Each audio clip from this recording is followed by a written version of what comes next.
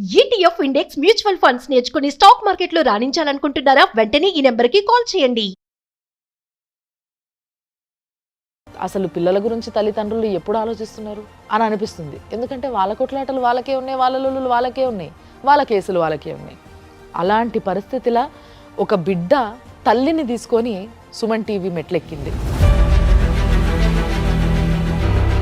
మా ఆయన అట్లా అక్రమ సంబంధం పెట్టుకున్నాడు మేడం. అక్రమ సంబంధం మానే అంటే మానట్లేదు మేడం. కానీ నాకు డౌట్ వచ్చి డైరెక్ట్గా వాళ్ళ ఇంటికి వెళ్ళాం మేడం. వెళ్తే మేడం పైన పార్టీ చేసుకుంటుండ్రు.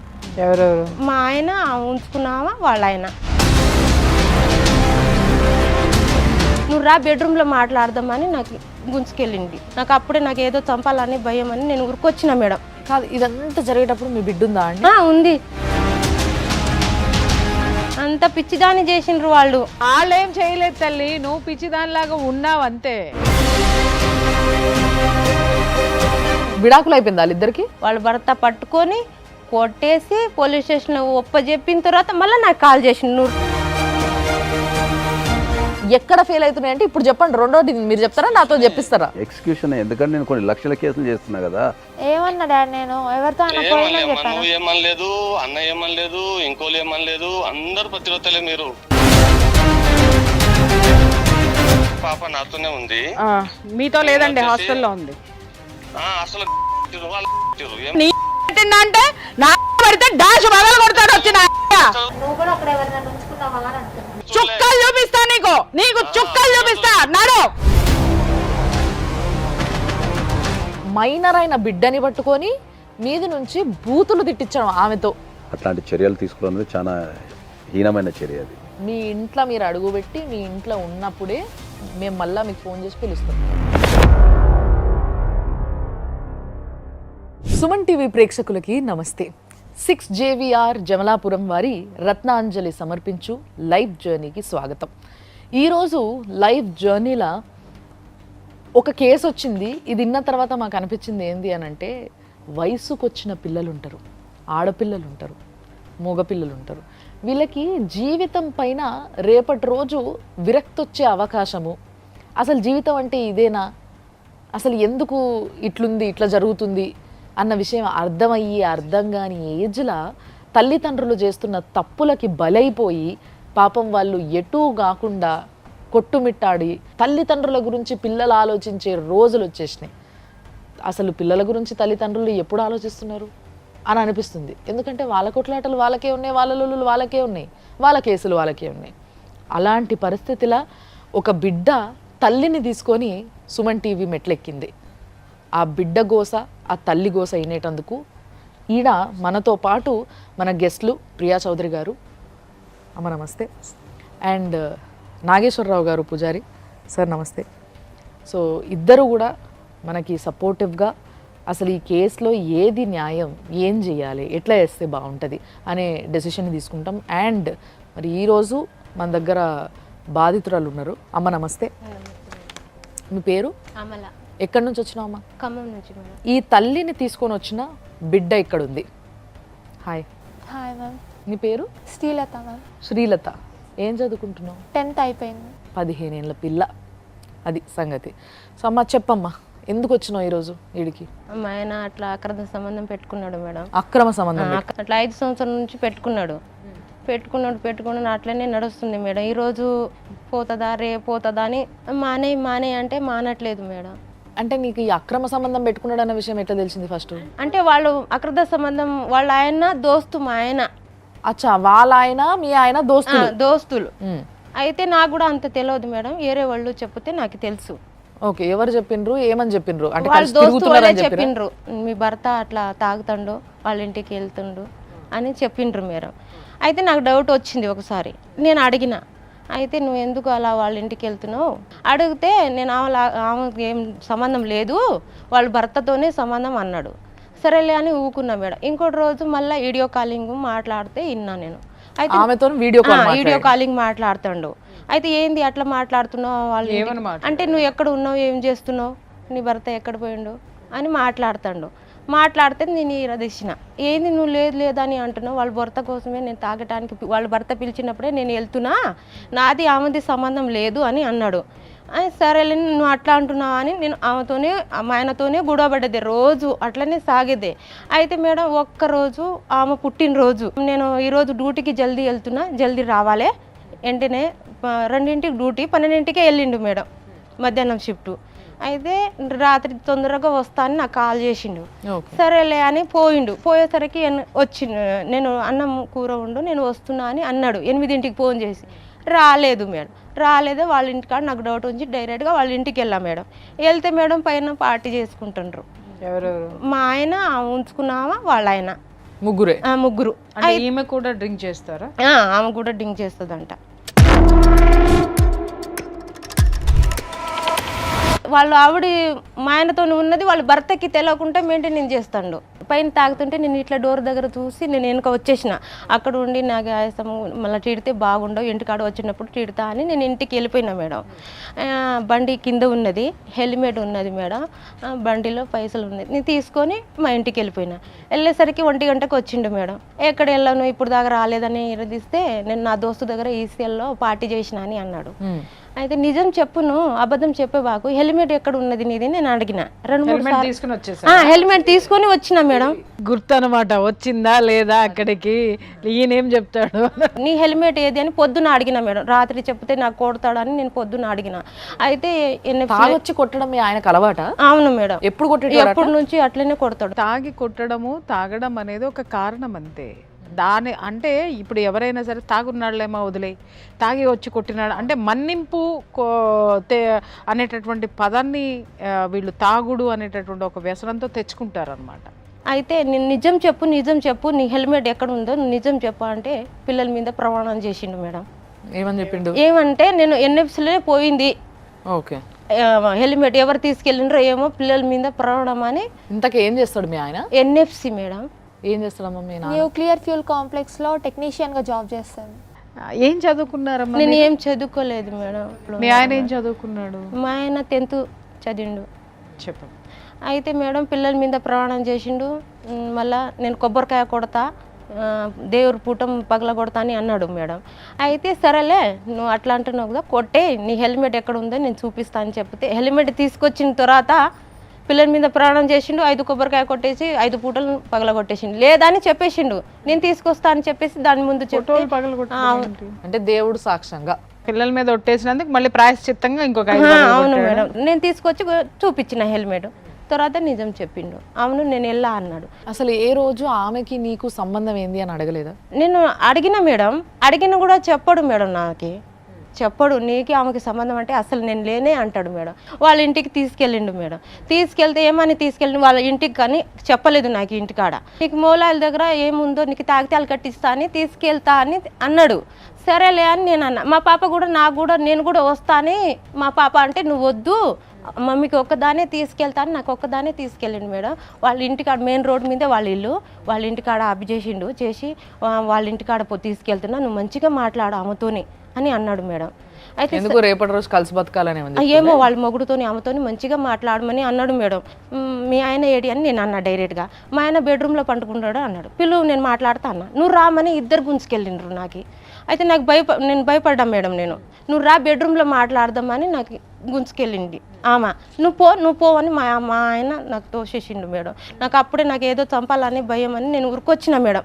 ఉరికొచ్చి మెయిన్ రోడ్డుకి నేను ఆటో ఎక్కిన. ఆటో ఎక్కేసి నువ్వు ఎందుకు బెడ్రూమ్లో రాలేదని ఇంటికాడ వచ్చి బాగా కొట్టిండు మేడం. కొడితే పోలీస్ స్టేషన్లో నేను కేసు పెట్టాను మేడం. కేసు పెడితే మా వాళ్ళ ఇంటికి వెళ్తాడు, ఆమెతోని అక్రమ సంబంధం ఉన్నది, వాళ్ళ భర్తతోని అట్లా తాగేసి నాకు కొడుతుండని నేను పెట్టేసిన మేడం. మామూలుగా వాళ్ళు రిపోర్ట్ రాసిండ్రు మేడం. అయితే మా ఆయనకి వెంటనే బాగా దెబ్బలు చూసి మా ఆయనకి వెంటనే పిలిచిండ్రు. నాకు కొట్టేసి ఖమ్మం వెళ్ళిపోయిండు, ఇక్కడ ఉండలేదు మేడం. అంటే ఇదంతా జరిగింది ఇక్కడ? ఇక్కడే. ఏ పోలీస్ స్టేషన్ పోయినా? కేసురా మేడం. పిలిచిన తర్వాత మేడం ఇంకా 4 బీర్లు తాగేసి ఇంటికాడ వచ్చి నాకు కేసు పెడతామని మళ్ళీ కొట్టిండు మేడం. మళ్ళీ కొడితే మేడం నేను అక్కడ మా వాళ్ళు ఉంటారు కదా, అక్కడ నాకు కొడుతుందని సాల్వ్ చేస్తారు, వాళ్ళకి పిలిపిస్తా, మా పాపే పిలిపిస్తుంది, ఇట్లా కొడుతుండు మా డాడీ. ఇదంతా జరిగేటప్పుడు మీ బిడ్డ ఉందా అండి? ఉంది, నా బిడ్డ ఉంది. కొట్టడం ఇదంతా నువ్వు చూసినావు కల్లారా? మరి మీ నాన్నని ఎప్పుడు ఆపలే? ఎందుకు కొడుతున్నావు నాన్న అని అడగలేదు? తను మమ్మల్ని కూడా బెదిరిస్తాడు. ఏమని అంటే మీరు మధ్యలో రాకండి, మా ఇద్దరి మధ్యలో మీరెందుకు అనేసి అంటారు. మీరు అంటే నువ్వు ఇంకెవరు ఉన్నారు? ఇంకెంతమంది? మా బాబు బాబు ఉన్నాడు. దీనికన్నా పెద్దోడు బాబు కొంచెం మెంట్లాటి తొక్క మేడం, 7th month పుట్టిండు, కొంచెం ఇమ్యూనీలు ధర పోర టైప్ ఉన్నది మా బాబుకి. మా ఆయనకంటే ఆమె 2 లక్షలు ఇచ్చిందంట. ఆమె 2 లక్షలు ఇస్తే ఎందుకు? మేము ఇల్లు కట్టిస్తున్నాం మేడం. మా ఆయన దోస్తే నాకు చెప్పిండు, ఏమని ఆమె 2 లక్షలు ఆమె ఇచ్చిందంట, నువ్వు పోలీస్ స్టేషన్ ముఖం చూపించకూడదంట వాళ్ళ భర్తకి, ఆమెకి కేసు రిటర్న్ తీపించుకో ఆమెలా అని నాకు ఫోన్ చేసిండ్రు మేడం. పోలీస్ స్టేషన్ దగ్గర రాబాకు అని నాకు అక్కడ నుంచి భయపెట్టిండ్రు నాకు. అయితే సరేలే ఒకసారి చూస్తా అన్నయ్య, ఆ 2 లక్షలు ఎంత ఉన్నదో వడ్డీతో నువ్వు ఇచ్చేయమని నేను ఏరే వాళ్ళతో 2 లక్షలు ఇచ్చేసిన, వడ్డీతో ఇచ్చేసిన. నీ దగ్గర ఎక్కడ పైసలు? అంటే మేము లోన్ తీసినాం మేడం. లోన్ తీసినా కూడా మీ ఆయన తీయాలి కదా, నీకు నా చేతిలో ఇంత కూడా అవుతుంది కదా మేడం, దానికోసమే నేను చచ్చిపోతా అని అంటున్నా కదా, అందుకోసం ఆయన తీసి నాకు ఇస్తే వేరే వాళ్ళతో నేను పంపించిన. దాంతో సాల్వ్ అయింది మేడం. సాల్వ్ అయిన తర్వాత కరోనా టైం కదా మేడం, కరోనా టైంకి వాళ్ళ అన్న తమ్ముళ్ళకి ఖమ్మంలో కరోనా వచ్చిందని వెళ్ళిపోయిండు మేడం మాకు వదిలిపెట్టి. అయితే మేము ఇంట్లోనే ఉన్నాం. ఇప్పుడు కూరగాయలు ఎవరు తెస్తారు మేడం? నేను పోయి తీసుకొచ్చిన. కరోనా వచ్చేసింది నాకు. కరోనా అట్లా నాకు ఎటో ఒళ్ళు బాగలేదు, నువ్వు రామని చెప్తే వచ్చిండు మేడం. ఎక్కడ పోయి తలుచుకున్నావు, ఎవరు వచ్చిండ్రు అని మాట్లాడేది మేడం. నేను ఎక్కడికి పోలేదు, మార్కెట్కి వెళ్ళా అని నేను అన్నా. అయితే హాస్పిటల్లో చూపించిండు, హాస్పిటల్లో నేను బాగైనా నా కరోనా ఏమో మా ఆయనకి తగిలింది మేడం.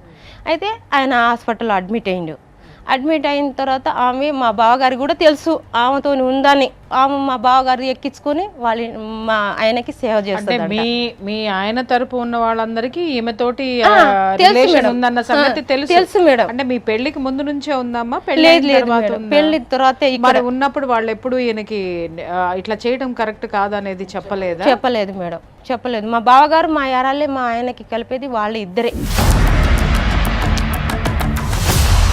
మా బావగారే మా ఆమెకి ఎక్కించుకొని, అప్పుడు లాక్డౌన్ కదా మేడం, అయితే నాకు పోకుండా మా ఆయన దగ్గర మా బావగారికి పిలిపించి బస్ ఎక్కి అది బండి మీద ఎక్కించి హాస్పిటల్లో సేవ చేసేది ఆమె అంట. ఎవరు? మా ఆయన ఉంచుకున్న ఆమె. ఎవరికి? మా ఆయనకి. ఆమెని వీళ్ళ బావనే బండి మీద ఎక్కించుకొని తీసుకుపోయి మరి ఈమె మొగుడు దగ్గర వదిలిపెట్టేది. ఏమైనా పింప డిశ్చార్జ్ చేయడానికి నువ్వు వస్తా అని అడిగిండు నాకు. నేను వస్తా అని నేను అన్నా మేడం. అయితే మళ్ళీ ఫోన్ చేసి ఏమన్నాడు, ఆమె వస్తుందో ఏమో, నువ్వు వద్దులే అని మళ్ళీ అన్నాడు. ఇది ఎక్కడ గొడవ? భార్య వస్తుందేమో అని చెప్పేసి అని వీళ్ళని రావద్దని చెప్తారు, ఆమె వస్తుందేమో నువ్వు రావద్దని అనేసిండు మేడం. వచ్చి తానం చేయమంటే తానం చేయించిన మేడం. తానం చేయించిన తర్వాత ఈ అన్ని ఏంటి, మీరు అన్నం వంట చేయమన్నాడు, వంట ఎక్కడ తిన్నారు అని నేను అడిగిన. అన్నం ఎక్కడ తిన్నారు అన్న. హోటల్లో తిన్నావు అన్నారు. ఆల్రెడీ లాక్డౌన్ కదా మేడం, ఇంకా ఏడ హోటల్ ఉంటుంది. నేను డౌట్ వచ్చి నేను అడిగితే హోటల్లో తిన్నా, నోరు మూసుకొని ఉండమని అనేసిండు. బావకి చెప్పు, బాగున్నాడు కదా నా వెనక అనేసిండు మేడం. వారం అయిన తర్వాత ఇప్పుడు అన్నీ నాకు డౌట్గా ఇప్పుడు గుడి అయితేనే ఉంటుంది కదా మేడం, అందుకోసము నాకు అది యాపిల్ అయిపోయినాయి, నేను పోయి తీసుకొస్తా అని అడిగిండు. అయితే నీకు కరోనా పోలేదు కదా, నేను పోయి అమ్మాయిని తీసుకొని నేను పోయి తీసుకొస్తామన్న చౌరాస్తా దగ్గర నేను అడిగిన మేడం. వద్దా అని చెప్పేసి మేడం ఆమెను తీసుకొని అది అయితే ఆమెను తీసుకొని నాకు డౌట్ వచ్చింది కదా మేడం, నేను వెనక వెళ్ళా మేడం. వెళ్తే మేడం ఆమెను కూర్చోబెట్టి కుషాయిగూడలో ఫుల్ పలారం తీసుకొచ్చిండు. మళ్ళీ అక్కడ పోతే మళ్ళీ ఇద్దరికి కొట్టడం ఎందుకు, ఇంటికాడ వచ్చినప్పుడు మా ఆయనకి అడుగుదామని. చూసుకోవడం కాదమ్మా, పట్టుకొని రోడ్డు తన్నలేదు మేడం. అంత కొడితే తిన్నగా అయ్యేటోడు, అంత పిచ్చిదాన్ని చేసిండ్రు వాళ్ళు. నాకైతే నువ్వు వాళ్ళేం చేయలేదు తల్లి, నువ్వు పిచ్చిదానిలాగా ఉన్నావు అంతే. మొత్తం మీద వాళ్ళిద్దరికి ఒక సంబంధం ఉందన్న విషయం నువ్వు క్లియర్గా చెప్తున్నావు. ఇప్పుడు నీ భర్త నీ దగ్గర ఉన్నాడా, ఆమె దగ్గర ఉన్నాడా? ఆమె దగ్గర ఉన్నాడు మేడం. 3 సంవత్సరం అయితే. నీ భర్త దగ్గర ఆవిడుందా, నువ్వు ఉన్నావా, లేకపోతే ఆయననే పోయి ఆమె దగ్గర ఉన్నాడా? అది క్లియర్ గా చెప్పు. ఆమె నా భర్త దగ్గర ఉన్నది. అంటే మీ ఇంట్లో ఆమెనే వచ్చి ఉన్నది. వాళ్ళ భర్త వదిలిపెట్టిండు మేడం. మా గూడోయిని నేను వెళ్ళిపోయిన తర్వాత మా ఆయన తీసుకొచ్చి ఆటపోత కోసేటం బోనుగిరి వెళ్ళిపోయినావు కొట్టేసి నా కొట్టిండని అమ్మోళ్ళు ఇంటికి ఎప్పుడు పడితే అప్పుడు కొడుతుండే. ఆ రోజే నాకు బాగా గూడో అయింది. పడి పడి పడి ఏదో ఒక రోజు విరక్తి అనేది వస్తుంది. ఆమె ఇన్ని మానకి చెప్పింది ఏంటంటే ఇన్ని విధాలుగా ఆవిడ పడింది. 10 రోజుల్లో బుద్ధి చెప్పి మళ్ళీ రిటర్న్ రావచ్చులే అని కోపంతో వెళ్ళిపోయినా మేడం. ఎక్కడ పోయినావు? మా అమ్మోళ్ళ ఇంటికాడ. అమ్మోళ్ళ ఇంటికాడ వెళ్ళిపోతే తర్వాత నా మీద అక్రమ సంబంధం పెట్టేసిండు. నీ మీదనా? నా మీద. నీకు ఎవరితో సంబంధం పెట్టిండు? నాకు ఆ ఉట్టిగానే పెట్టేసిండు. ఎవరి మీద ఎవరితో ఉందని స్పెసిఫిక్ గా ఒక పర్సన్ ని చూపించినాడా? అది చూపియలే మేడం. నీకు అక్రమ సంబంధం ఉంది కాబట్టి నువ్వు అమ్మగారింటికి వెళ్ళిపోయినా అని పెట్టేసిండు మేడం. చేసుకో. దాని తర్వాత నేను పోయిన తర్వాత ఆమెను తీసుకొని ఏడపోతు కోసటం, రూమ్ లో ఉంచటము అన్ని వాళ్ళ భర్త పోతే ఎవరికి ఘోషించినాడు? మా ఆయన ఉంచుకున్న ఆమె ఇద్దరు ఇప్పుడు వాళ్ళు భార్యాభర్తలు గూడబడి మా ఆయనతోనే ఇప్పుడు ఏటపోతు కోసటం మా ఆయన. ఓ మస్తు మజా చేసుకున్నారా? అవును మేడం. నేను నీకు నీ వాళ్ళు పోయా, నాకు నా ఆ, వాళ్ళు పోయా వాళ్ళు అన్నట్టు ఇద్దరు. మనం బరంపురం అని చెప్పేసి అని వాళ్ళిద్దరు కలిసి ఆటపోతు ఇప్పుడు ఆ కోసుకొని అమ్మాయికి ఎంజాయ్ పిల్లలు లేరమ్మా? చేసుకున్నారు. ఇద్దరు పిల్లలు ఉన్నారు. మా పిల్లలంతా ఉన్నారు. మా పాప ఆ అంతా అమ్మాయి ఇద్దరు. కూడా? ఉన్నారు మా సార్. విడాకులు అయిపోయింది వాళ్ళిద్దరికి? లేదు మేడం. నాకు వాళ్ళ భర్త నాకు కాల్ చేసిండు మేడం. ఏమని నువ్వు ఎప్పుడు వెళ్ళిపోయినావు, నాతోని మా ఆవిడ గూడ పెడుతుంది అక్క, అసలు ఎందుకు నువ్వు వెళ్ళిపోయినావు ఏందని వాళ్ళ భర్త పడితే మాది గూడైంది సార్, మా ఇద్దరి మధ్యలో గూడైంది అని నేను వాళ్ళ భర్త కన్నా. లేకని వాళ్ళ భర్తతోని గూడబడి వాళ్ళ భర్త పట్టుకొని కొట్టేసి పోలీస్ స్టేషన్లో ఒప్పజెప్పిన తర్వాత మళ్ళీ నాకు కాల్ చేసిండు, నువ్వు రా, నీ ఇంట్లో నువ్వు ఉండు, ఆమె ఎందుకు ఉంటది. ఆమె భర్త రెడ్ హ్యాండెడ్ గా ఇద్దరికి డైరెక్ట్ గా పట్టుకొని కొట్టి పోలీస్ స్టేషన్ లో పెట్టారు. అవును మేడం. పోలీసులు ఏమన్నారు? పోలీసు నాకు తెలియదు మేడం ఏమన్నారు. వాళ్ళు భర్తే వాళ్ళు అమ్మోళ్ళని పిలిపించి పట్టించిండ్రు మేడం. పట్టించి ఇద్దరికి కొట్టేసి కుషాయిగూడ పోలీస్ స్టేషన్లో కేసు పెట్టి డిపార్ట్మెంట్లో ఇచ్చిండ్రు మేడం. ఎవరు, మీ ఆయనని ఆమెని? ఆటోమేటిక్ మర్డర్ కేసు పిల్లలతో పెట్టించిండంట మేడం. వాళ్ళ భర్త పిలిచిండు, నేను రాలేదు. కుషాయిగూడ వాళ్ళతోనే ఏదైనా పోవాలి, నేను ఎందుకు వాళ్ళ మధ్యలో దూరాలని నేను రాలేదు మేడం. నువ్వు చెయ్యలేనటువంటి పని ఆయన చేశాడు. ఆయన తెలుసుకున్న క్షణమే నీ భర్త మీద కేసులు పెట్టాడు. పెట్టిన తర్వాత నిన్ను పిలిచి నీ కాపురం నువ్వు చేసుకోమ్మా అని చెప్పేసి నిన్ను పిలిచినప్పుడు కూడా నువ్వు వెళ్ళకపోవడం అనేది నీ తప్పు. ఇన్ని రోజులు బయటలో ఉంచేసి డైరెక్ట్ జనవరి 1కి ఇంటికాడ తీసుకొచ్చిండు డైరెక్ట్గా. పెళ్లి చేసుకున్నాడా? మనకి తెలియదు మేడం. ఈమెకి డైవర్స్ అతను ఇవ్వలేదు, ఆమె హస్బెండ్కి డైవర్స్ ఇవ్వలేదు.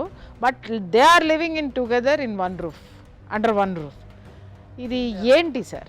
జనరల్గా అయితే ఈమెకి డైవర్స్ కంపల్సరీ ఇవ్వాలా, తర్వాత ఆమె కూడా డైవర్స్ తీసుకోవాలా. కానీ మరి మ్యూచువల్ అండర్స్టాండింగ్లో వాళ్ళు ఉన్నట్టుంది. వాళ్ళు మ్యూచువల్ అండర్స్టాండింగ్ లో ఉన్నారు సార్. ఈ మ్యూచువల్ కన్సర్న్ ఏమవుతుంది, ఆ పిల్లలు ఏమవుతుంది, ఆ భర్త ఏమవ్వాలి, ఈ భార్య ఏమవ్వాలి? ఇప్పుడు ఈమె గట్టిగా పోరాడాలి కదా. ఇప్పుడు అక్కడ నుంచి వాళ్ళ హస్బెండ్ కాల్ చేసినప్పుడు, వాళ్ళ హస్బెండ్ కేసు పెట్టినప్పుడు, ఈమె కాల్ చేసినప్పుడు ఈమె కూడా వెళ్ళాలి కదా కంపల్సరీ. డే 1 నుంచి ఏంటంటే పెళ్ళి అయింది కాబట్టి ఆమె పెళ్ళిని కాపాడుకోవడానికి అలా ఉన్న పిల్లల జీవితం ఖరాబ్ కావద్దని ఆమె సాక్రిఫైస్ చేస్తూ వస్తున్నది. ఇవాళ కాకపోతే రేపైనా మారకపోతాడా, ఎల్లుండైనా మారకపోతాడా, ఏదో రకంగా మారకపోతాడా, ఏదన్నా గొడవ పడితే పిల్లల జీవితం అయినా ఖరాబ్ అయ్యేదేమో అనే ఉద్దేశంతోనే ఆమె మంచి మనసుతోనే అర్థం చేసుకొని పిల్లల కోసం ఆమె సాక్రిఫైస్ చేస్తూ వస్తుంది.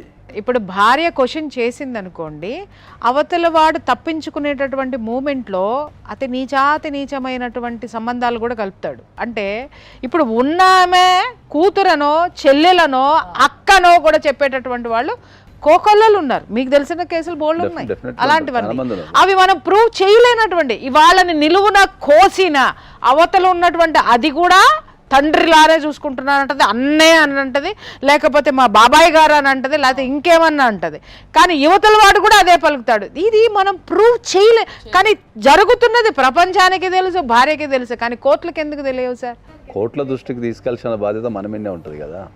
ఆమె కనుక నిజంగా పోలీస్ స్టేషన్కి వెళ్ళి అక్కడ కౌన్సిలింగ్లు ఇప్పించి వాళ్ళ దృష్టికి తీసుకెళ్తే అది స్టార్టింగ్లో వెళ్ళిపోయేది. అది స్టార్టింగ్ తీవ్రత ఎప్పుడైతే ఈమెకు తెలిసిందో, ఈమెకు అనుమానం వచ్చిందో, మనం ఇంతకుముందు చెప్పినప్పుడు ఎప్పుడైతే ఈమె హెల్మెట్ గురించి మాట్లాడినప్పుడు అప్పుడే గట్టి యాక్షన్ తీసుకొని ఉండి అప్పుడే కనుక మనం పోలీస్ స్టేషన్లో కంప్లైంట్ ఇచ్చి మనకు సఖీ సెంటర్ ద్వారా కానీ లేకపోతే పోలీసుల ద్వారా కానీ కౌన్సిలింగ్ ఇచ్చుంటే ఆ భయం అప్పుడు ఉంటుండే. ఆమె ఆల్రెడీ ఒకసారి కేసు పెట్టడం జరిగింది. ఆమె ఒంటి మీద దెబ్బలు చూసి ఇమీడియట్గా పోలీసు వాళ్ళు వాళ్ళ ఆయనను పిలిపించడం జరిగింది. అప్పుడు ఏమన్నారమ్మా మరి పోలీసు వాళ్ళు? పిలిచి ఏమన్నారు నాకు చెప్పలేదు మేడం. నువ్వు ఎందుకు పోయినావు మరి పోలీస్ స్టేషన్కి అట్లాంటప్పుడు? ఆమె భయానికి పోలీస్ స్టేషన్ పోయింది అంతే. ఓన్లీ భయానికి పోలీస్ స్టేషన్ పోయి కంప్లైంట్ ఇచ్చింది. తర్వాత ఏ రకమైన ఫాలోఅప్స్ కానీ చర్యలు కానీ తీసుకోలేదు. ప్రపంచవ్యాప్తంగా చూసుకుంటే భారతదేశంలో ఉన్నన్ని చట్టాలు, మహిళలకు ఉన్నన్ని చట్టాలు భారతదేశంలో తప్ప ఎక్కడ ప్రపంచంలో లేవు. ఏముంది సార్, ఎట్లా ఉందంటే చట్టాలు ఎలా పనికొస్తున్నాయంటే అక్రమ సంబంధాలు పెట్టుకుంటానికి వీటికి చట్టాలు ఉపయోగపడుతున్నాయి. కానీ ఇట్లా పోరాడే వాళ్ళకి నిజంగా భార్యలకి ఏ విధమైనటువంటి న్యాయం జరగడం లేదు సార్, టు బి ఫ్రాంక్. కానీ ఫెయిల్యూర్ ఎందుకు అవుతున్నాయి అంటే వాళ్ళు పోరాటం లేదు, ప్రతిసారి ఎక్స్క్యూజ్ చేస్తారు. ఇట్లా పోరాడనోళ్ళు ఉన్నారు, నేను కాదని అంటలేను, బట్ తక్కువ పర్సంటేజ్. ఎందుకంటే ఏ భార్యకైనా భర్త విషయానికి వచ్చేసరికి ఎక్కడ లేని స్వార్థం ఉంటుంది. ఎక్కడ నా భర్త నాకే, నన్నే చూడాలి, నాతోనే ఉండాలి, ఇంకొకరిని చూడడానికి లేదన్న ఫీలింగ్ ఉంటుంది. అది ఉండడం న్యాయం, అది ఉండడం ధర్మం. అది లేకపోతేనే దరిద్రం నిజానికి చెప్పాలంటే. సో అట్లున్నా కూడా ఎక్కడ ఫెయిల్ అవుతున్నాయంటే ఇప్పుడు చెప్పండి, రెండోది మీరు చెప్తారా నాతో చెప్పిస్తారా? ఎక్స్క్యూషనే. ఎందుకంటే నేను కొన్ని లక్షల కేసులు చేస్తున్నా కదా. కంప్లైంట్ ఇచ్చినప్పుడు ఉన్నంత ఆవేశము, ఎందుకంటే చట్టం అనేది ఎప్పుడు కూడా క్విక్ రిజల్ట్ ఉండదు. మీరు అంటున్న వర్జన్ ఒకటి ఉంది, నేను కాదని అంటలే, అది ఒప్పుకుంటున్నా, అది ఒక 5% 10% ఉండొచ్చు. కానీ మిగతా కేసులన్నీ ఏమైతున్నాయి? ఎవరు స్ట్రాంగ్ గా పోరాడుతున్న వాళ్ళకి ఎక్కడ న్యాయం జరుగుతుందని అడుగుతున్నా. చెప్పండి సార్, నాకు స్ట్రాంగ్ గా పోరాడితే ఏమైతుందో చెప్పమంటారా? నువ్వు ఏమన్నా చేసుకొని బరి తెగించి కుల్లా తిరిగేటోళ్ళు ఉన్నారు. 100% నేను చూపిస్తాను సార్. కుల్లా ఏ ఒక్కడు ఎంట్రుక పీకలేడు సార్ వాళ్ళని. డెఫినెట్లీ నేను ఛాలెంజ్గా చెప్తున్నా, ఇదే విషయంలో ఈ అమ్మాయిని స్ట్రాంగ్ ఉండమని చెప్పండి. అతన్ని ఊసలు లెక్క పెట్టిసకపోతే నేను నిలబడతాను. ఏం చెప్తావమ్మా? సరే మేడం. చట్టాలు చాలా స్ట్రాంగ్ ఉన్నాయి. మహిళలు పోరాడే విధానంలో చాలామంది ఏంటంటే ఏదో ఒక దశలో కాంప్రమైజ్ అయిపోతారు. ఎందుకంటే కోర్టుల చుట్టూ తిరగలేకనో, లేకపోతే సరైన అడ్వకేట్ దొరకకనో, ఆ చట్టాల మీద అవగాహన లేకనో, లేకపోతే వాళ్ళకు ఏదన్నా కుటుంబ పరిస్థితుల వల్ల చాలా అప్లికేషన్స్, చాలామందికి ఇవాళ నేను చెప్తాను, చాలామందికి అప్లికేషన్ రాయనికి రాదు. పోలీస్ స్టేషన్కి వెళ్ళే ఏ మహిళకు అప్లికేషన్ రాయనికి రాదు. వాళ్ళు అప్లికేషన్ రాసేటప్పుడు వాళ్ళ ఎమోషన్ రాస్తారు, చట్టం రాయరు. అంతే కదా సార్, బాధతో పోతారు కదా సార్ వాళ్ళు. చట్టం రాయరు. ఎంతమందికి ఉంది సార్? అదే చెప్తున్నాను నేను, చట్టాల మీద అవగాహన ఉండి చట్టాలను అర్థం చేసుకుంటే ప్రతి ఒక్కరికి న్యాయం జరుగుతుందని చెప్తున్నా నేను. మీరు చెప్తున్న విధంగా ఆలోచిస్తే చట్టం అనేది ఒక అఫీషియల్గా మీరు అంటున్నట్టుగా దాన్ని ఫాలో అవ్వడం కరెక్టే, నేను కాదని అంటలే. కానీ చట్టంకి కూడా ఫస్ట్ ప్రాబ్లమ్ సాల్వ్ చేయడం అనేది గొప్ప విషయం. ఇక్కడ ఫామ్ ఫిలప్ చేయడానికి వస్తుందా, పద్ధతులు వస్తాయా, ఇవన్నీ కాదు కదా. అల్టిమేట్గా చట్టం రూల్ కూడా అదే. ఎవరైతే ప్రాబ్లంతో వస్తారో వాళ్ళ దిక్కు న్యాయం ఉంటే వాళ్ళకి న్యాయం చేసి తీరాల. కానీ అట్లా జరుగుతలేదు కదా, అదే కదా ప్రాబ్లం అంతా. ఆ ప్రాబ్లమ్ని ఐడెంటిఫై చేసి కొన్ని వందల సందర్భాల్లో ప్రతి ఒక్కరికి ఏం చెప్తున్నా అంటే ఏంటంటే, నీకు ఆరోగ్యం బాగాలేకపోతే డాక్టర్ దగ్గరికి పోతారు. ఈ దేశంలో అడ్వకేట్కి మొత్తం అయిపోయిన దగ్గర ఎంత అయిపోయి మొత్తం సమస్య జటిలమైన తర్వాత పోతారు. ఒక పోలీస్ స్టేషన్కి వెళ్ళే ముందు ఎంతమంది అడ్వకేట్ దగ్గర కన్సల్ట్ అవుతున్నారు? మరి అదే ఒక ఆరోగ్యం బాగాలేకపోతే మీరు ఒక డాక్టర్ దగ్గరికి ఇమ్మీడియట్లీ పోయి ఏదో ఒక డాక్టర్ దగ్గరికి పోతారు. ఇంటి పక్కన డాక్టర్ దగ్గర కన్నా పోయి మీరు ట్రీట్మెంట్ తీసుకుంటారు. ఇక్కడ ఒక విషయం చెప్తాను సార్, ఇక్కడ ఫెయిల్యూర్ అవడానికి కూడా లాయర్ల దగ్గరికి లేకపోవడానికి కారణం కూడా ఏంటంటే, మనుషుల్ని కాపాడేది కేవలం పోలీసులు, చట్టం అనేది మాత్రమే తెలుసు తప్ప న్యాయస్థానాలు ఉన్నాయనే దాని మీద అవగాహన కలిగించలేదు. ఇది వాస్తవం. కలిగించలేదు అంటే అందరికీ ఉన్న అభిప్రాయం అది. దాన్ని మార్చడానికే కదా మనం ఇన్ని లీగల్ ప్రోగ్రామ్స్ చేసేది. ఇప్పుడు మేడం చెప్పిన పాయింట్తో పాటు ప్రతి ఒక్కరికి దృష్టి ఎట్లుంటుంది అని అంటే, పోలీస్ స్టేషన్ పోయి కంప్లైంట్ ఇవ్వాలి అని అంటే ధైర్యంగా మాట్లాడగలిగితే 4 మెట్లు ఎక్కితే సరిపోతుంది, మహా అయితే ఒక ఫామ్ ఫిలప్ చేయాలి. అదే ఒక అడ్వకేట్ దగ్గర పోయి మాట్లాడాలి అని అంటే మన దగ్గర పైసలు ఉన్నాయా లేదా అనేది అడ్వకేట్ చూస్తారు, మనం పైసలు కూడా ఇవ్వాలి అనేది ఒక ఇది ఉంటుంది. కాబట్టి వాళ్ళు ఇమీడియట్గా ఫస్ట్ అడ్వకేట్ దగ్గరికి వెళ్ళరు. ఈ విషయం అందరికీ తెలిసిందే. సో ఇప్పుడు మీరు చెప్పుండ్రి, ఫస్ట్ వచ్చి ఒక ప్రాబ్లమ్ని మీకు చెప్పుకొని అది ఏ విధంగా మేము దాంట్లోకి పోవాలి అనే అడ్వైస్ తీసుకోవాలని. ఆయన చెప్పింది ఒకటే, డాక్టర్ దగ్గరికి వెళ్ళినప్పుడు ఫీజు తీసుకుంటారు, ఆ తర్వాత ట్రీట్మెంట్ అని అంటే అన్ని చేస్తామా తీసుకుంటారు. మరి యాజ్ యూజువల్ లాయర్ కూడా కన్సల్టేషన్ తీసుకుంటారు. అవును సార్, కరెక్ట్. ఇప్పటికి నేను చెప్తున్నా, ఇప్పటికి ఒక విషయం చెప్తున్నా ఏంటంటే, సరే ఈ అమ్మాయి వరకు మనం వదిలిపెడితే, ఇప్పటికీ మా దగ్గరకు వచ్చే క్లయింట్లలో one of the topmost clients ఉంటారు, హై ఎడ్యుకేటెడ్ ఉంటారు, ఐఐటీలో లేకపోతే ఐఎంఎంలో చదివి పెద్ద కంపెనీలో పనిచేసే ఉంటారు. నాకు తెలిసి ట్యాక్స్ వాళ్ళు నెలకు ఒక 2-3 లక్షలు ట్యాక్స్ కడుతుంటారు. వాళ్ళకి ఏదైనా సమస్య వచ్చి, వాళ్ళ కుటుంబంలో సమస్య వచ్చి, ఏదన్నా పోలీస్ స్టేషన్కి వెళ్ళాల్సిన పరిస్థితి వస్తే వాళ్ళు మా దగ్గర వచ్చి చెప్పే డైలాగ్ ఏముంటుంది, మీకు ఎంత కావాలో చెప్పండి, మేము పోలీస్ స్టేషన్కి వెళ్ళాం. పోలీస్ స్టేషన్కి వెళ్ళడం మా ఇంటా ఉండలేదు, పోలీస్ స్టేషన్కి వెళ్తే నామోషి, ఇదే డైలాగ్ కొడతారు వాళ్ళు. అని నేను 100 సార్లు చెప్తా, పోలీస్ స్టేషన్ అనేది మనం ఇచ్చే ట్యాక్స్ నుంచి పోలీస్ స్టేషన్ రన్ అవుతుంది. వాళ్ళు మన రక్షణ కోసం ఉన్నారు, వాళ్ళు అక్కడికి పోతే ఇబ్బంది పెట్టారు, మిమ్మల్ని పిలిచినప్పుడు మీరు వెళ్ళాలా, మీకు ఏదైనా కష్టం వచ్చినప్పుడు వెళ్ళాలని చెప్తా. ఇప్పటికీ ఈ దేశంలో ఇంత టెక్నాలజీ ఉన్నా కూడా 2 డైలాగ్స్ నాకు ఎప్పటికీ రోజుకు ఒక 10 సార్లు వింటా నేను. ఒకటి, ఇప్పటివరకు నేను అడ్వకేట్ ఆఫీస్కి రాలేదని చెప్తా. ఇప్పటికి అడ్వకేట్ ప్రొఫెషన్ మీద ఇప్పటికీ నెగిటివ్ ఉంది. ఏమని, అడ్వకేట్ దగ్గరికి వెళ్తే దోసుకుంటాడనో, లేకపోతే అడ్వకేట్ దగ్గరికి వెళ్తే న్యాయం చేయడనో ఇప్పటికీ ఉంది. అది మార్చాల్సిన శక్తి ఎవరికి ఉంటుంది? సమాజానికే ఉంటుంది. నువ్వు దేన్నైనా ఒక దూరం పెట్టేసి దాన్ని పరీక్షించకుండా వెళ్తా అంటే ఏం చెప్తాం? సో డెఫినెట్లీ ఫస్ట్ వెళ్ళమని సమస్య చెప్తాం. వచ్చినప్పుడు పోలీస్ పోలీస్ స్టేషన్ స్టేషన్కి అడ్వకేట్ దగ్గరికి వెళ్ళొచ్చు, పోలీస్ స్టేషన్కి వెళ్ళొచ్చు. మొన్న ఒక ఎపిసోడ్లో సార్ అన్నారు ఎంటర్టైన్మెంట్ అని మాట్లాడుతుంది సుమన్ టీవీని. ఎంటర్టైన్మెంట్ కాదు, ఇది ఎడ్యుకేషన్ కూడా ఉంది. దాన్ని చూడలేని మురుగులకి మనం ఏం చెప్తాం? ఇప్పుడు లా అనగానే లాయర్లు ఫీజులు తీసుకుంటారనే మోడ్లో ఉన్న వాళ్ళకి మనం ఏమి చేయలేం. పోలీస్ స్టేషన్ అనగానే పోలీస్ స్టేషన్కి వెళ్తే పరువులు పోతాయి అనుకుని పరువుని గురించి ఆలోచించే వాళ్ళకి నిజంగా చెప్తున్నాను కదా, ఏమీ జరగదు. అక్కడ వెళ్ళి చూడండి, అదేంటో మీకు అర్థమవుతుంది. ఓపెన్గా మాట్లాడితే ఒక వైఫ్ కనుక పోలీస్ స్టేషన్కి వెళ్ళి కంప్లైంట్ ఇస్తే, ఒక భర్త మీద కానీ లేకపోతే అత్తామామ మీద కానీ కంప్లైంట్ ఇచ్చినప్పుడు జనరల్ రూల్ ఏముంటుంది, పోలీస్ వాళ్ళు ఆపోజిట్ పార్టీకి కాల్ చేస్తారు. నీ మీద కంప్లైంట్ వచ్చింది రమ్మని కాల్ చేస్తారు. ఓకే, నా దగ్గరకు వచ్చినప్పుడు నేను చాలా స్పష్టంగా చెప్తా, వెళ్ళండి, మాట్లాడండి, కూర్చోండి, సమస్య సాల్వ్ అవుతుంది. ఆ అమ్మాయి ఇచ్చిన తప్పుడు కంప్లైంట్ అని మీరు ఎక్స్ప్లెయిన్ చేయండి అంటే they don't want go to the police station. వద్దు సార్ మాకు ఏం లేదు, మీరే మాట్లాడండి అంటారు. అరే నువ్వు దేశంలో ఒక పౌరునివి, నువ్వు ట్యాక్స్ కడుతున్నావు, నీకు ఒక చట్టం ఉందని తెలవాలా, ఒక గవర్నమెంట్ ఎట్లా రన్ అవుతుంది, ఒక పోలీస్ స్టేషన్ ఎట్లా రన్ అవుతుంది. రేపు నీకు కష్టం వచ్చినప్పుడు, ఇప్పుడు నేనున్నా, రేపు నీ కొడుక్కో ఇంకోళ్ళకో కష్టం వచ్చినప్పుడు వాళ్ళకి నువ్వు చెప్పడానికి ఒక స్టోరీ అని ఉండాలి కదా. Go to the police station కూడా పోరు. కాబట్టి నేను చాలా స్పష్టంగా చెప్పేది ఏంటి అంటే, చట్టాలు చాలా స్ట్రాంగ్ ఉన్నాయి.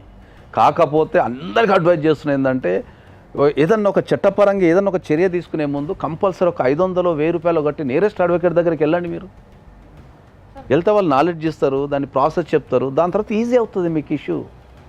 ఒక్కసారి అడ్వకేటు కోర్టు అని పోతే అక్కడ ప్రూఫ్ ఇంపార్టెంట్. ప్రూఫ్ లేనిది న్యాయం ఉన్నా నడవదు. ఈ విషయం అందరికీ తెలుసు, చదువుకున్నోడికి తెలుసు, చదవనోడికి తెలుసు. ఇది కూడా ఒక భయం, ప్రతిదానికి ప్రూఫ్ చూపించలేము సార్. అంటే మ్యాట్రిమోనియల్ ఇష్యూస్లో మనం అది కూడా చాలా స్పష్టంగా చాలా సందర్భాలు చెప్తున్నాం. ఏంటంటే సివిల్ కేసు వాదించాలి అంటే మీకు డాక్యుమెంట్ ఉండాలి. డాక్యుమెంట్ ఉంటేనే సివిల్ కేసు అవుతుంది. ఒక క్రిమినల్ కేసు గురించి మనం ఏదైనా చేయాలి అంటే ఎవిడెన్స్ ఉండాలి. మ్యాట్రిమోనియల్ ఇష్యూస్కి 2 ఉండవు. ఎందుకంటే ప్రతిదీ డాక్యుమెంట్ పెట్టుకోనో, ప్రతిదీ ఎవిడెన్స్ పెట్టుకోనో మనం చేయలేం. మ్యాట్రిమోనియల్ ఇష్యూ అనేది ఒక 4 గోడల మధ్యలో జరిగే సంఘర్షణ. అది ఆ చట్టాల మీద వాటికున్న అవగాహన కనుకుంటే మనం ఒక ప్రూఫ్ ఎట్లా సంపాదించవచ్చు, దాన్ని ఎవిడెన్స్ కింద ఎట్లా ప్రూవ్ చేయొచ్చు, దాన్ని సర్కమ్స్టెన్స్ ఎవిడెన్స్ అని ఎట్లా అంటారు, లేకపోతే సబ్స్టిట్యూషన్ ఎవిడెన్స్ అని ఎట్లా అంటారు అనేది మనం స్పష్టంగా మనం నిరూపించవచ్చు. ఇది ఎప్పుడు తెలుస్తుంది సార్? ఒకసారి మెట్లు ఎక్కితే, అటు పోలీస్ స్టేషన్ మెట్లు ఇటు లాయర్ మెట్లు ఎక్కితే వాళ్ళు చెప్పేదాన్ని బట్టి they will get knowledge. At least ఎలా ఉండాలి, ఎలా చెప్పుకోవాలి. ఇప్పుడు ఈవిడ ఇక్కడ వరకు వచ్చారు, నీకు ఎన్ని విషయాలు తెలిసినాయి అమ్మా, ఇప్పుడు ఎలా పోరాడాలనేది ఒక అవగాహన అయితే వచ్చిందిగా. ఇంతకు ముందు 3 సంవత్సరాలు నువ్వు నోరు మూసుకొని కూర్చొని ఉన్నావు కదా, నేను వెళ్ళిపోయానమ్మా అనేసి ఇందాక అన్నావు కదా నువ్వు. మరి ఇప్పుడు వచ్చావు ఇక్కడికి. ఇంత రచ్చ జరుగుతుంటే కూడా నువ్వు పోయి మీ అమ్మగారి ఇంట్లో ఉన్నావు, అక్కడ వాళ్ళ కొట్లాటైన తీసుకెళ్ళిండ్రు హాస్పిటల్కి, మీ ఆయన ఆమెని పట్టించిండ్రు, పిలిచిండ్రు, పోలేదు. దాని తర్వాత అట్లీస్ట్ మీ ఆయన దగ్గరికి పోయినావా, ఫోన్ చేసినావా, మాట్లాడినా? పెద్ద మనుషులతో పంచాయతీ కూడా పెట్టించిన మేడం. నా ఇంట్లో నేనే నా పిల్లలతోనే ఉంటా అన్ని మా వాళ్ళకి తీసుకొని నా ఇంటికి వస్తే మేడం నువ్వు ఎందుకు వచ్చినావు అని రాడ్డుతోని కొట్టిండు మేడం. నాకు మళ్ళా కొట్టిండు. ఇప్పుడు ఒక భర్త కనుక కొడితే మనకు డొమెస్టిక్ వైలెన్స్ యాక్ట్ అని ఒకటి ఉంది. దాంట్లో ప్రొటెక్షన్ ఆర్డర్స్ అని ఉంటాయి. ఎప్పుడైతే భర్త ద్వారా కానీ, భర్త బంధువుల ద్వారా కానీ, అత్తామామల ద్వారా కానీ మనకు కొట్టడం లాంటిది కానీ, బెదిరించడం లాంటిది కానీ చేస్తే మనం డొమెస్టిక్ వైలెన్స్ యాక్ట్ కింద మనం ప్రొటెక్షన్ ఆఫీసర్ దగ్గరికి వెళ్ళి మనం ప్రొటెక్షన్ కనుక అప్లై చేసుకుంటే then they will give the protection. Who knows that? పాప అమ్మాయికి ఏం తెలుసు సార్ డొమెస్టిక్ వైలెన్స్ అనే ఆమెకు అక్రమ సంబంధం అనడమే రావట్లేదు, ఇంకా డొమెస్టిక్ వైలెన్స్ అనే పదానికి అర్థం ఎక్కడ? అమ్మాయి చేసే తప్పేంది అంటే ఆమె పోరాటం కంటే, అంటే చట్టపరంగా అది కూడా వాస్తవమే, మనం అంగీకరించాల్సిన విషయాలు ఏంటంటే ఏ ఆడపిల్ల అయినా కూడా తన సంసారంలో ప్రాబ్లం వచ్చినప్పుడు మన భారతదేశంలో చట్టాలని అప్రోచ్ చేయే ముందు వాళ్ళ సాధ్యమైనంత వరకు వాళ్ళ తెలివితేటల ప్రకారం సాల్వ్ చేయడానికి ప్రయత్నిస్తారు. ఎందుకంటే ఎక్కువ రచ్చ కావద్దు, పిల్లలు ఉంటారు, సమాజంలో ఒక గౌరవం ఉండాలనే ఉద్దేశంతో మనం ఎక్కువ ఆలోచిస్తాం. భారతదేశంలో మోరల్కి ఎక్కువ వాల్యూ ఉంటుంది, చట్టం కంటే ఎక్కువ మనం మోరల్కి వాల్యూ ఇస్తాం. భారతదేశానికి ఉన్న గొప్పతనం ఏంటి అంటే, ప్రపంచం మొత్తం మీద గొప్పతనం ఏంటి అంటే మనం మోరల్స్కి వాల్యూ ఇస్తాం. అంటే ఇప్పుడు ఒక భార్య భర్తున్నారు అనుకో, వేరే అమ్మాయి వచ్చినప్పుడు అన్న కింద పరిచయం చేసేస్తాం. అవును అవును, అర్థమైందా? That is the moral. తర్వాతనే చట్టం. చాలా బ్యూటిఫుల్ అండి. అదే అంటున్నా. కాబట్టి ఆ క్రమంలో వీళ్ళు ఈ సమస్యని మనం out of the court settle చేసుకోవాలనే క్రమంలో వీళ్ళు తప్పులు చేస్తుంటారు తప్ప వాళ్ళకి నిజంగా పోరాడాలని మనసులో ఉంటుంది. కానీ ఆ పోరాటం వల్ల ఇంకేమైనా ఇబ్బంది పడతాడేమో, ఇంత కొట్టినా కూడా భర్త ఇబ్బంది పడతాడేమో అని ఇట్లాంటి బంధాలు వీళ్ళకి ఎప్పుడు అదేస్తుంటుంది. అట్లా ధైర్యంగా మీరు మీరు పోలీస్ స్టేషన్కి వెళ్ళి కంప్లైంట్ ఇవ్వచ్చు ఆ ఇంట్లో ఉండటానికి, లేదు అసలు ఏ కంప్లైంట్ అవసరం లేదు. మీరు ఇప్పుడు కూడా ఈ స్టూడియో ఇక్కడ నుంచి అయిపోయిన తర్వాత డైరెక్ట్ మీ పాపని తీసుకొని మీ ఇంటికి మీరు తలుపులు బదులు కొట్టి ఉండొచ్చు. పెళ్లి చేసుకున్న భార్యకి విడాకులు ఇయ్యనంత వరకు సర్వ హక్కులు ఉంటాయి.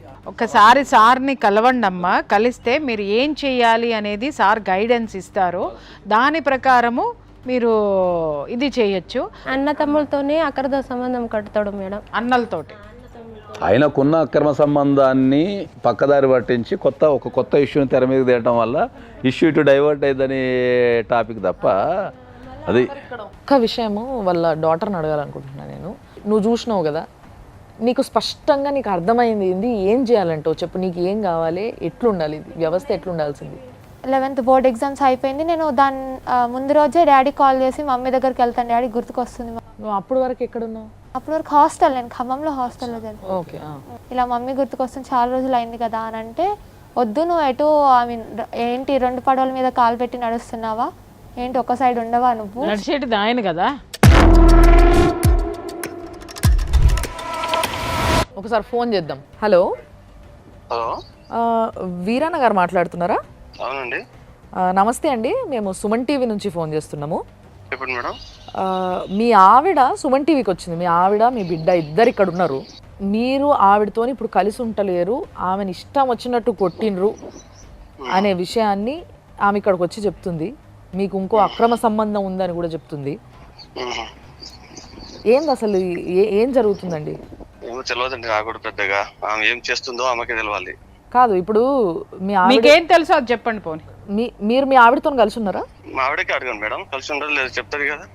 అంటే ఆమె లేదు, అలా అమ్మగారి ఇంట్లో ఉంది, మీరు ఇంకొక ఆమెను తీసుకొచ్చి పెట్టుకున్నారు అనేసి చెప్తుంది ఆమె. మరి ఆమె చెప్పింది నమ్మన్నాను మేడం. ఇక నేను చెప్పింది ఎందుకు నమ్ముతారు? ఇవన్నీ ఎందుకని మేడం, ఇప్పుడు కోర్టులో నడుస్తుంది కదా మాది కేసు. అవునండి, కోర్టులో నడుస్తుంది. ఇప్పుడు ఇక్కడ కూడా ఫ్యామిలీ కౌన్సిలరు, అడ్వకేట్ ఉన్నారు, వాళ్ళు కూడా మాట్లాడతారు.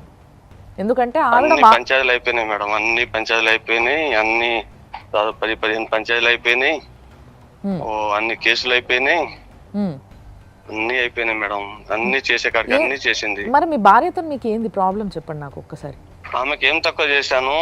అంత తప్పుడు పని చేయడానికి ఆమెకి ఏం అవసరం వచ్చింది? అంత తప్పుడు పని ఏం చేసింది మీ భార్య?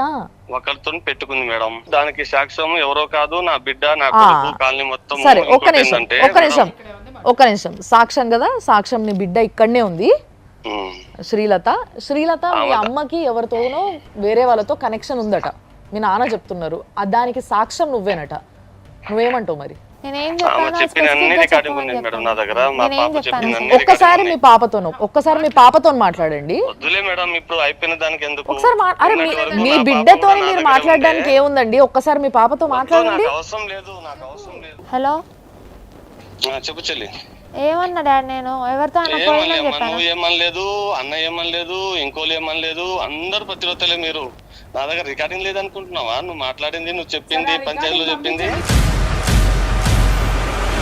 వీరన్న గారు ఆ రికార్డులు మాకు పంపించండి, మేము అవి కూడా మేము వింటామండి. వీరన్న గారు కాదండి, వద్దులే అంటున్నారు. మీ తరపున ఉంటే మేము స్ట్రాంగ్ గా మాట్లాడతాం కదండి. మా తరపున ఉన్న స్ట్రాంగ్ మాట్లాడి ఏం చేస్తారు మేడం? పోయిన దాన్ని తీసుకొచ్చి నాకు అంట కడతారా? కట్టలేరు కదా. అవునండి, ఎందుకంట కట్టమండి? భార్య అన్న తర్వాత ఎట్లా వదిలేస్తామండి? అంటే ఎవరున్నారు మీ ఇంట్లో? ఎవరున్నారండి? వాళ్ళ ఇంట్లో ఎవరున్నారు? అరే కాదు, వీరన్న గారు కట్టలేరు అంటున్నారు అని అంటే తప్పు మీ దగ్గరే ఉందని జనాలు అనుకుంటారు. అనుకోమంటారా? మీరు మాట్లాడినట్టు మేము మాట్లాడలేము. మగవాళ్ళని మీరు తక్కువ చేసి మాట్లాడతారని కూడా తెలుసు. ఎవరో ఎప్పుడు చూసినా నువ్వు మగవాళ్ళని నేను తక్కువ చేసి మాట్లాడుతున్నానని టీవీ సాక్షిగా అనిపించవయ్యా. మీ వీడియోలు ఎన్నిసార్లు చూస్తలేను మేడం. ఎన్నిసార్లు చూసినప్పుడు మగవాళ్ళని ఎప్పుడు తక్కువ చేసి మాట్లాడినా నేను? రోజు అదే పని. అవును, కరెక్ట్ గా దొరికినావు. రోజు నీకు ఇదే పని. ఆడోళ్ళందరినీ కూర్చోబెట్టుకొని ఆడోళ్ళందరినీ ఇజ్జత్ తీసి మాట్లాడడం అనేది నీకు బాగా ఇదే పని అంట. మీరు ఏం న్యాయం చేస్తారు? రోజు ఎవరికి అన్యాయం చేస్తారు, ఎవరికి మాట్లాడుతారు అని నేను రోజు వీడియోలు చూస్తా ఉంటాను. ఎవరికి అన్యాయం చేసినామో తీసుకురా బిడ్డ. One side of the coin మేము వినమయ్యా. అట్లా అనుకుంటే మీ ఆవిడకే నేను బోల్డ్ అని చెప్పాల్సి వస్తుంది. మీకు ఫోన్ చేసి మీరు వయ్యాకి అని మాట్లాడకండి మేడం అని చెప్తున్నా నేను. నేనేమన్నాను? అది నాకంటే చిన్నోడివి ఏంటయ్యా అన్నాను. ఎందుకు ఏంటయ్యా అన్నది కూడా నీకు అమర్యాద అనంటే ఇక జీవితంలో నిన్ను ఎవడో బాగు చేయలేడురా నాయన.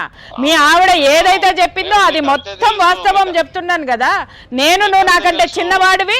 నేను కౌన్సిలింగ్ లో ఉన్నప్పుడు ఖచ్చితంగా నేను అయ్యా అనే మాట్లాడతా. అయ్యా అంటే మాకు చాలా గౌరవమైనటువంటి పదం. అయ్యా అంటున్నారు, అయ్యా అంటలేరు.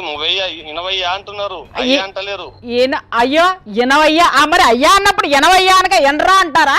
సరే మీతో మేము మాట్లాడలేము కానీ చెప్పండి.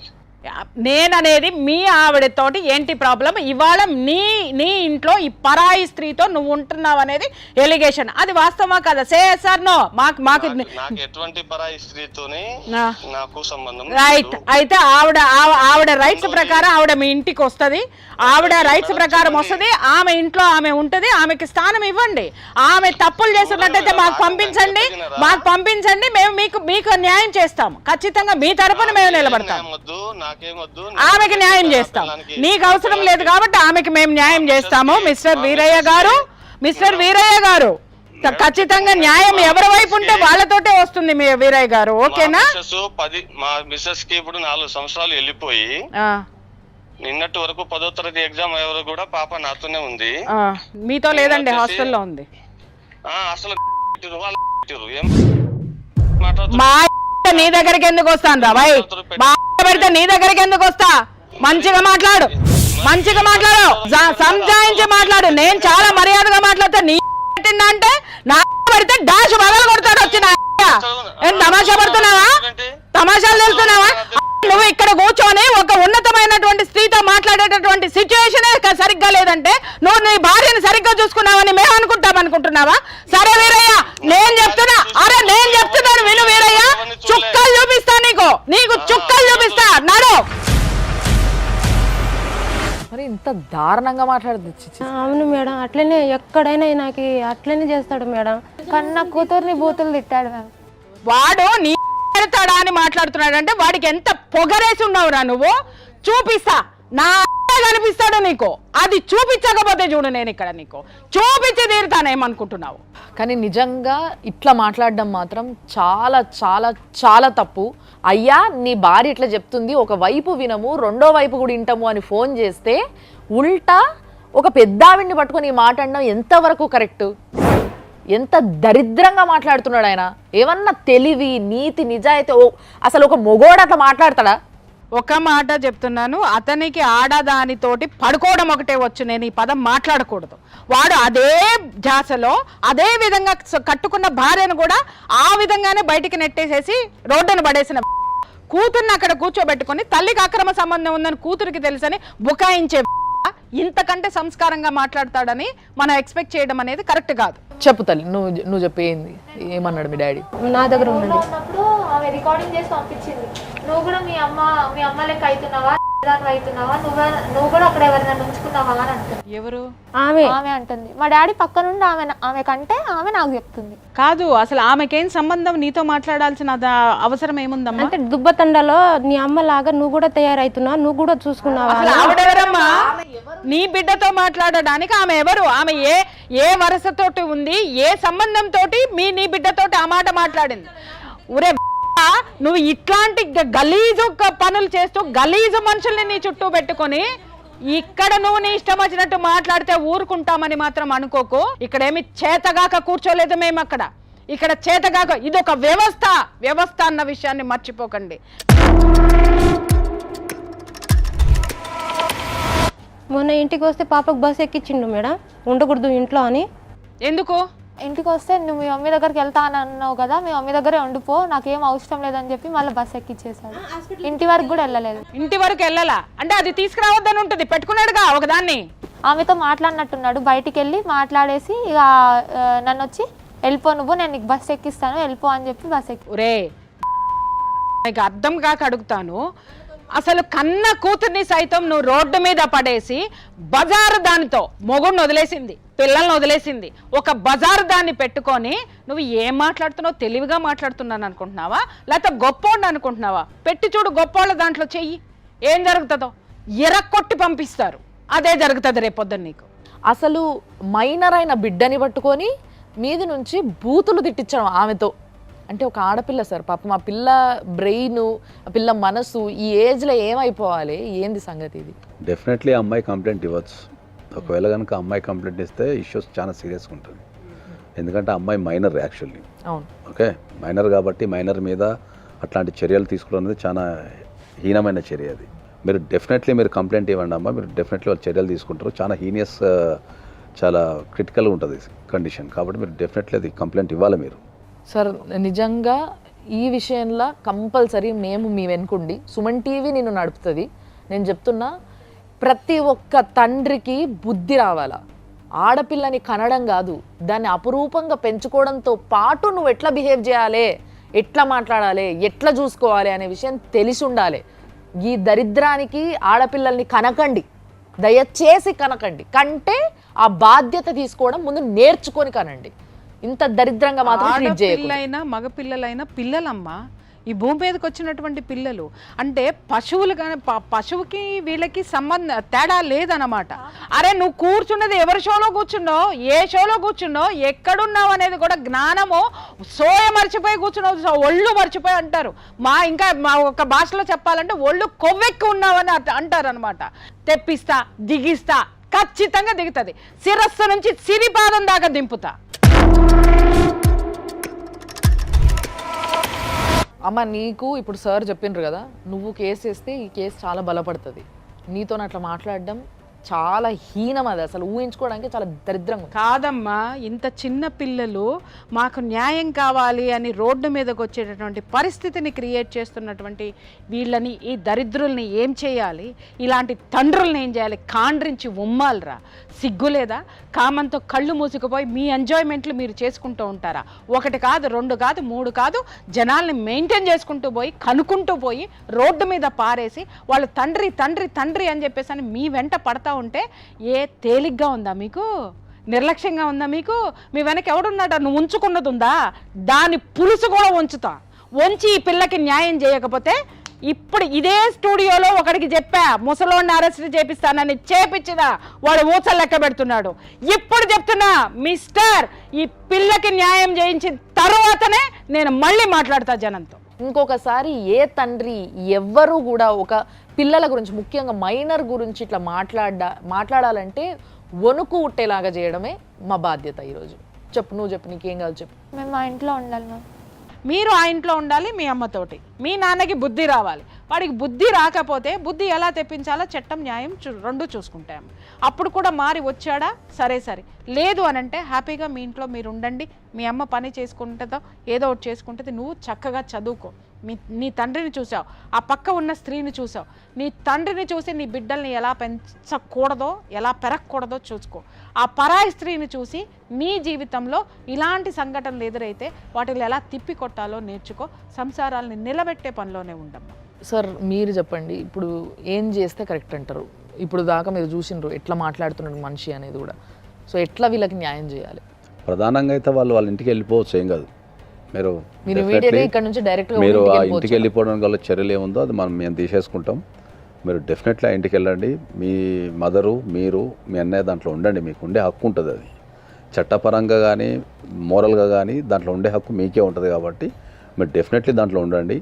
తర్వాత మీకు కావాల్సిన మెయింటెనెన్స్ కానీ, మీ స్టడీకి సంబంధించిన ఖర్చులు కానీ, రేపు మీ అన్నకు సంబంధించిన మెడికల్కి సంబంధించిన ఖర్చులు కానీ ప్రతి ఒక్కటి ఇవ్వాల్సిన బాధ్యత ఆయనకే ఉంటుంది. సో డెఫినెట్లీ దాన్ని కోర్టు నుంచి కూడా మీరు తీసుకోవచ్చు. మీ స్టడీస్ కానీ దానికన్నా ముందు మీరు ఇందాక చెప్పింది కూడా తనకి సెక్యూరిటీ కోసం వాళ్ళ ఆయన కొడతాడు కాబట్టి డీవీసీ ప్రొటెక్షన్ కూడా వేసుకోవచ్చు. చట్టపరంగా మీరు ఆ ఇంట్లోకి చేరడానికి, తర్వాత మీరు బతకడానికి మీ రైట్స్ ఏమున్నాయో అవి డెఫినెట్లీ మీ అందరం ఇక్కడ కూర్చొని డెఫినెట్లీ మీకు సాయం చేస్తాం. దాంట్లో ఏ మాత్రం మీరు ఏం డౌట్ పెట్టుకోకు. ప్రధానంగా నీకు చెప్పేది ఏంటంటే, నువ్వు ఎదుగుతున్న పిల్లవి. ఈ సమాజానికి నీలాంటి వ్యక్తులు, ఎదుగుతున్న వ్యక్తులు కావాలా. ఒక పోరాటం కోసం ధైర్యం చేసి, ఒక తల్లి కోసమో, నువ్వు పడుతున్న బాధ కోసమో, దేనికోసం ఇక్కడికి వచ్చినావు. కాబట్టి నిన్ను గెలిపించడానికైనా సరే, ఓకే, ఒక న్యాయం ఉంది ఈ దేశంలో, కంపల్సరీ న్యాయం జరుగుతుంది అనుకొని నిన్ను గెలిపించడానికైనా సరే మీ అందరం రాత్రనక పాలన కష్టపడి నీకు కావాల్సింది ఏదైనా, చట్టపరంగా నీకు రావాల్సింది ఏదైనా నీ దగ్గర చేర్చే బాధ్యత మా పైన ఉంది. కాబట్టి డెఫినెట్లీ నీకు కావాల్సిన ప్రతి ఒక్కటి మేము చట్టపరంగా ప్రొవైడ్ చేసేస్తాం. ఇంతే ధైర్యంగా ఉండి మంచి చదువులు చదువుకొని ఒక ఉన్నత స్థానానికి ఎదిగి ఎప్పుడైనా సరే ఒక 10 మందిని కాపాడే ప్రోగ్రాం పెట్టేసుకో. వస్తే పాపకి ఎల్లగొట్టిండు, రేపు బాబు కూడా పంపేస్తాడు మేడం. ఎవరిని ఎల్లగొట్టే ఎవరిని ఎల్లగొట్టాక ఎవరికి ఉండదమ్మా. కోర్టు కావాలంటే మీకు కోర్టు ఆర్డర్ కూడా ఇప్పిస్తాం మేము దానిపైన. బాజాప్తగా కోర్టు ఆర్డర్ కూడా, మీరు ఆ ఇంట్లో ఉండటానికి కావాల్సిన కోర్టు ఆర్డర్ కూడా కోర్టు ఆర్డర్ పట్టుకొని నువ్వు ఇంటికి పోదు కాబట్టి నీకు ఏ భయం లేదు దాంట్లో. ఓకే, నువ్వు కూడా పిల్లలు ఎదుగుతున్నారు కాబట్టి, ప్రధానంగా నీకు బిడ్డ ఉంది కాబట్టి, ఆడపిల్ల ఉంది కాబట్టి, ఆమె ఇప్పుడు 10th క్లాస్ పూర్తి చేసుకుంది, మళ్ళీ ఇప్పుడు మనకు ఇంటర్మీడియట్ అవన్నీ పెద్ద పెద్దలు చదవాల్సిన అవసరం ఉంటుంది కాబట్టి మీరు కూడా ధైర్యంగా ఉండండి. మీరు కూడా మీ పిల్లలకు ధైర్యాన్ని ఇవ్వండి, పోరాడండి. దానికి సంబంధించి ఏదున్నా కూడా మేము తప్పకుండా మీ అందరం నిలబడి చేసేస్తాం. దానికి మీరు ఆ ఇంట్లోకి చేరిన తర్వాత మళ్ళీ మీరు కంపల్సరీ ఒకసారి రండి. ఇది మనం చేరిన చెప్పడానికి మనం అడిగినావు కదా, నేను మా అమ్మ మా అన్న ఇంట్లో ఉండాలి, మీ ఇంట్లో మీరు అడుగుపెట్టి మీ ఇంట్లో ఉన్నప్పుడే మేము మళ్ళీ మీకు ఫోన్ చేసి పిలుస్తాం. ఆ రోజు అదే షో ప్రపంచం చెప్పండి ఎట్లుందో ప్రతి ఒక్కరికి చూపిస్తాం. మీరు ఏ దశలో కూడా మీరు బాధపడాల్సిన అవసరం లేదు. మీరు ఎప్పుడైనా సరే సుమన్ టీవీకి కానీ, నాకు కానీ పర్సనల్గా ఎవరికైనా సరే మీకు ఏ అవసరం వచ్చినా మీరు కాల్ చేయండి. నేను ఎక్కడ పోయినా న్యాయం కాలే, ఇక్కడికే న్యాయం అవుతుందని నేను ఇక్కడికే వచ్చినా సార్. ఇల్లు కూడా అమ్మేదానికి సిద్ధమైండు సార్. మేడం ఇల్లు అమ్మకుండా కూడా మీరు ఆర్డర్ తెచ్చుకోవచ్చు, ఏం ప్రాబ్లం ఏం లేదు. సో లీగల్గా మీరు ఏం చేయాలో అవన్నీ సార్ అడ్వైజ్ చేస్తారు. వాటన్నిటికీ మీరు రెడీ అవ్వండి. ఇప్పుడు కూర్చోబెట్టి అవన్నీ కూడా మీకు ఎక్స్ప్లెయిన్ చేయడం జరుగుతుంది. అవన్నిటిని, ఆ ప్రాసెస్ని కూడా మనం ముందుకి తోయడం జరుగుతుంది. దానివల్ల మీ నాన్న ఇల్లు అమ్మలేడు. ఒకవేళ ఇల్లు అమ్మినా కూడా మీరు అది ఆపడానికి వేసే నోటీస్ ఏదైతే ఉంటుందో అది అడ్డం ఉన్నాక ఇంకా మిమ్మల్ని ఎవ్వరూ ఏమీ చేయలేరు. ఆ ఇల్లును అమ్మలేరు, మీరు ఉండకుండా బయటికి తొయ్యలేరు. అన్నీ మీ దారిలోకి వస్తాయి. 2 ప్లాట్లు నా పేరు మీద ఉంది మేడం.